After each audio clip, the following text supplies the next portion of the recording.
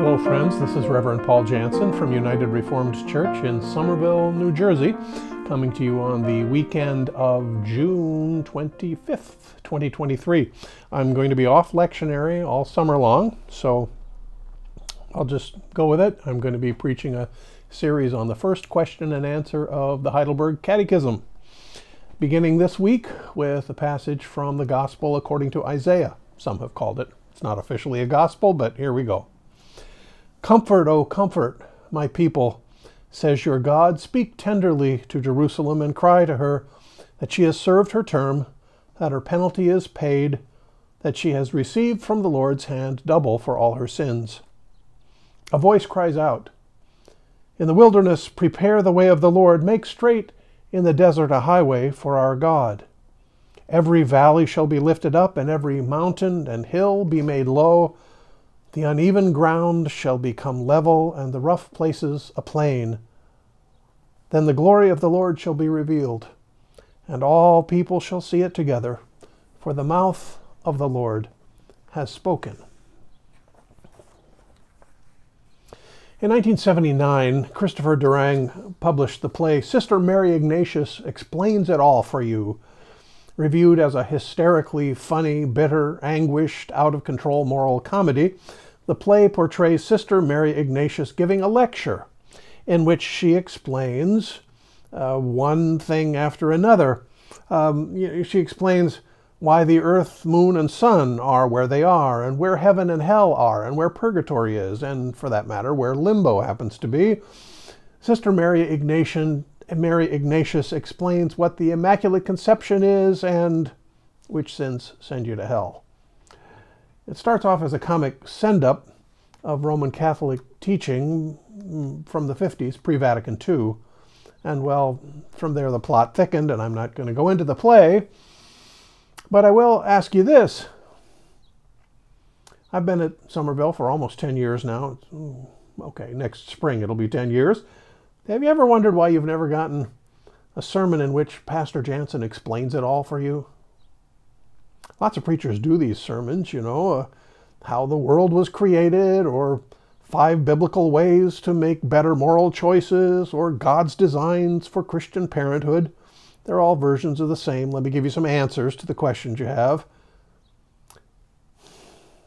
I apologize, I guess, if that's what you'd hoped for from a pastor, and I have thought about the question plenty. I wondered, maybe I could fill the pews if I were just more practical.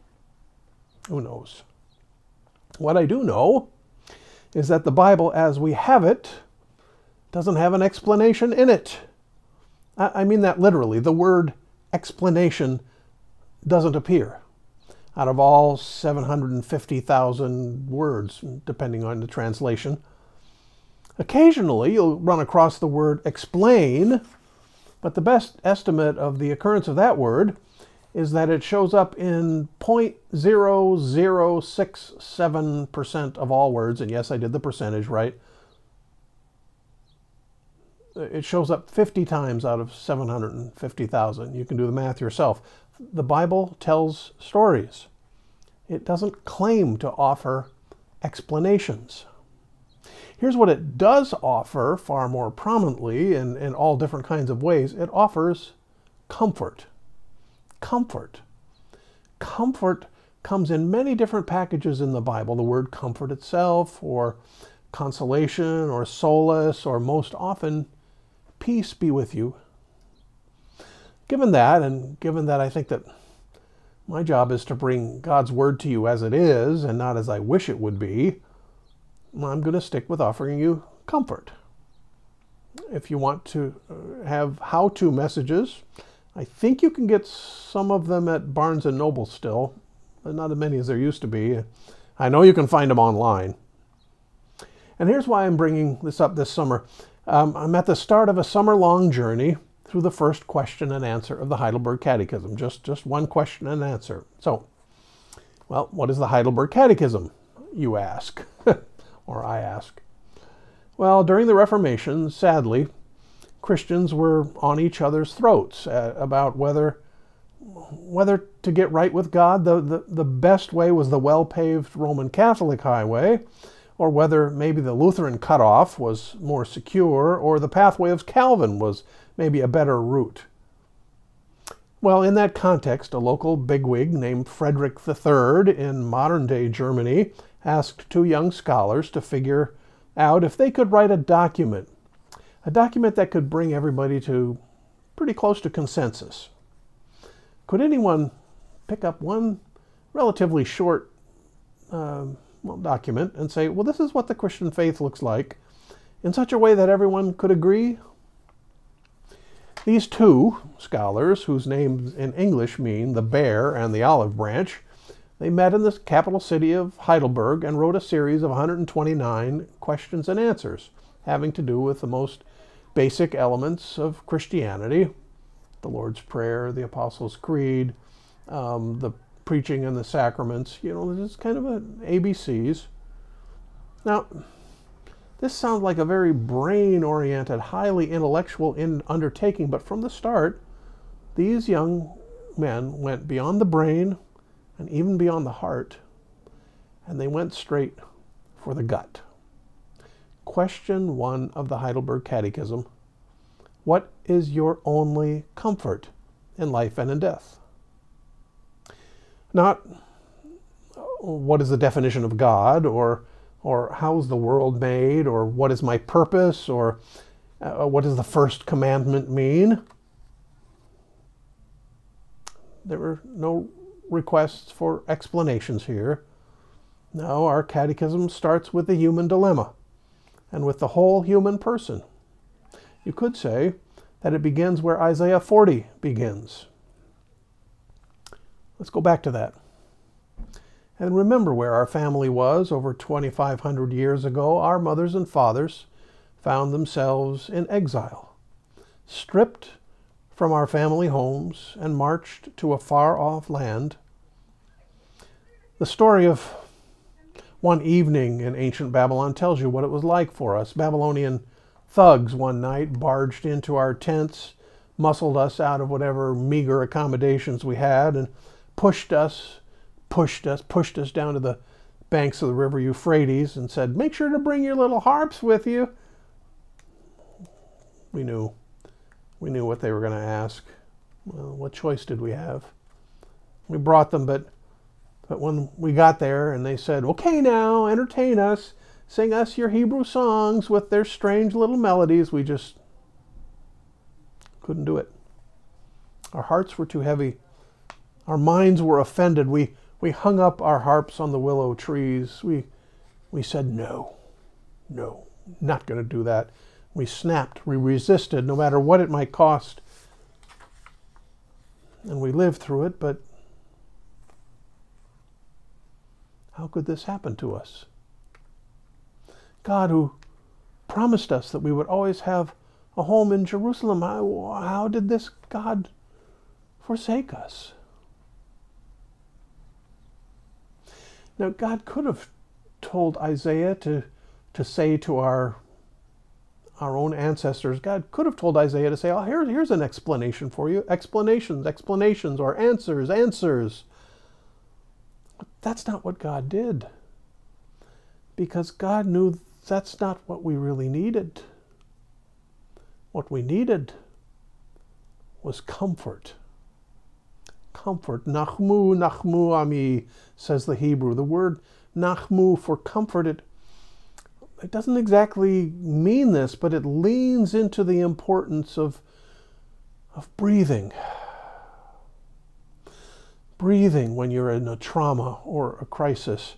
Tell my people to breathe, says God, and I will take it from there. The root word nacham can also refer to turning around or repenting, but in the Bible it only ever refers to God repenting or changing God's own mind. And that's part of the flavor of this passage too. God is going to bring a new day for God's people, for his battered and bruised sons and daughters, for our mothers and fathers. Not only would we be able to get back home, but God would flatten the ridges and raise up the steep ravines, straighten out the roads, and sweep sweep away all those miles and miles and endless miles of rocks. What was better for us to hear? Would it have been better to hear, well, folks, this is why you got yourselves into this awful predicament? Or would it be better for us to hear, breathe, my beloved, breathe. You'll be coming home soon. Would you rather hear explanations or comfort? By the time we get to English, the word has gone through millennia of changes, of course, much closer to our time when Mr. Baer and Mr. Olive Branch wrote the Catechism. They used the German word Trost, but that's one of those words that even the best scholars in the world find notoriously hard to pin down. So I'm just going to stay with translation into English, comfort, and we'll break that down a bit. You'll want to hear more as the summer goes on, I promise. Comfort, comfort. There's two particles in that Latin formation of the word. One is com, C-O-M, which, as you know, if you paid attention in high school or college, com means with, as in communion is union with God, as in a committee is a group of folks who have been sent away together to do some sort of task, as in a companion, companion is someone who shares bread with you. And when it comes to comfort, what does the com refer to? Who is our partner in comfort? Well, God is, for one. I mean, don't we say it every single week? Our help is in the name of the Lord who made the heavens and the earth. God is with us. God is with us. It's a pretty bold claim, actually. And sometimes it's quite the leap of faith, but we keep saying it anyway. God is with us. We're not alone in this world. We don't have to make life up on our own. And not only that, but the God who is with us has a nearby name, Jesus of Nazareth, whose other name we sing every Advent, O come, Emmanuel. God is with us. That's what Emmanuel means. God is with us. And he has promised to be with us always to the close of the age. The come in comfort means God is with us. But it's not like we're just a bunch of single beings, each with a line somehow attached to God. That's rank individualism, and it's a particularly American fallacy. From the very beginning, God put us into groups. It's not good that the man should be alone, right? Noah got on the ark with his family, and all these bunches of animals, for that matter. Abraham and Sarah were parents of generations as numerous as the stars in the sky. Jesus called his disciples, well, one at a time, sure, but they made a group of 12 and 72 and hundreds and thousands. We're headed for a new Jerusalem. Not a hermit's little hut, not a farmstead out in the middle of the country somewhere, but a city filled with a number that no one can number. Is God with us? Indeed, God with us. Not just with billions of serial little me's. God is with us. With us. That's what the com means. And as for the fort, well, fort, as in your strongest talent, is your forte. And if you want music to get louder, you put an F on it because that means it's getting stronger, louder. You might want fortified cereal in the morning to make you stronger. And a mighty fortress, stronghold is our God. Fort means strength. And man, who doesn't want that? Who doesn't need it? It's so obvious. I'm not going to say much about it. Just put it out there. Who among you doesn't want to be stronger in some way or in a bunch of ways? So let me ask you, friends, we have the opportunity to be strong together for comfort. So you want me to start giving you explanations for things? I could start to give you explanations, but you know as well as I do that if I start doing that, if I give you explanations and you don't like the explanations I give, you'll be on the internet that afternoon or as soon as you get home. the second you get home to find an explanation that works better for you. Do you want me to offer you explanations, or do you want to hear comfort? I'm going to keep pressing away at whatever's bugging you at any given moment. I'm going to keep pressing in this way. Friends, breathe. Friend, breathe. Breathe together. And we're none of us going to get through this life unscathed. We know that, and we might not do things perfectly the way God wants them done, but by God and with one another, we'll make it through together. Strong for each other, strong with each other, comforted and comforting. What is your only comfort in life and in death? Well, we're going to spend the summer breaking it down and building one another up. I know the trip will be worth your while. I hope you'll come along for the ride. That's the good word for this week, the comfort of God. I pray, as I do every week, I say this to you, may the peace of Christ be with you. May the peace of Christ be with you. Hear me when I say this.